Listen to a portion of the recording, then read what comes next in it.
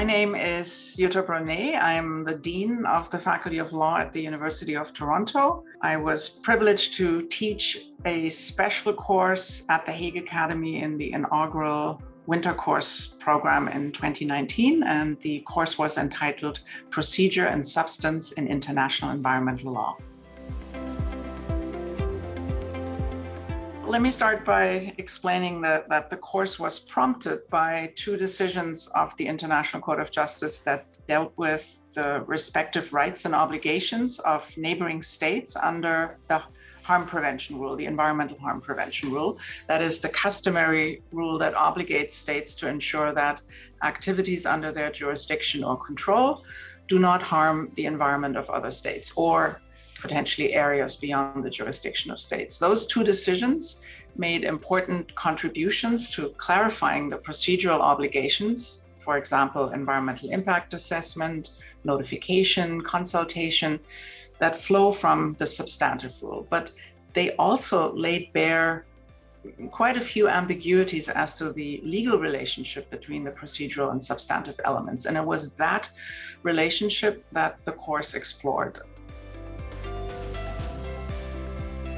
First, the harm prevention rule is the foundational rule of international environmental law. And so I would suggest it's very important that we understand how the rule works. Specifically, the rule entails a due diligence obligation to take appropriate measures to prevent transboundary harm. So it's actually, the harm prevention rule is not an absolute obligation to prevent harm, but this more qualified due diligence obligation. So that means it's singularly important to illuminate what due diligence requires in a given situation. And the ICJ tells us that procedural duties play a central role. So for example, if the goal is really to prevent harm, a crucial first step is to assess the risks and what sort of harm might ensue. That is, to conduct an environmental impact assessment. You might even say, if a state failed to undertake the required environmental impact assessment, it has failed in its obligation to act diligently, even if no harm actually is caused. Second reason, I'd say that among the big challenges in developing law and promoting cooperation around international environmental concerns is more often than not complexity. That means that a given issue has multiple intersecting and constantly evolving facets. There's also uncertainty about the causes, the effective response measures, the costs. And that's particularly true when you look beyond the transboundary context and the relations of neighboring states to regional or even global issues.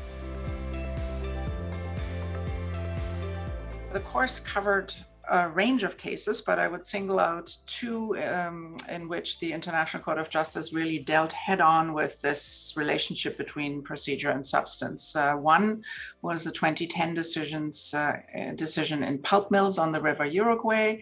And then the second case I would mention is actually a couple of decisions in 2015 in the interrelated cases, Costa Rica versus Nicaragua, Nicaragua versus Costa Rica, relating to various activities in the boundary areas. Both of these cases revolved around planned activities in close proximity to a boundary river, and so then revolved around concerns about transboundary environmental impacts and exactly the rights and obligations neighboring states owe each other.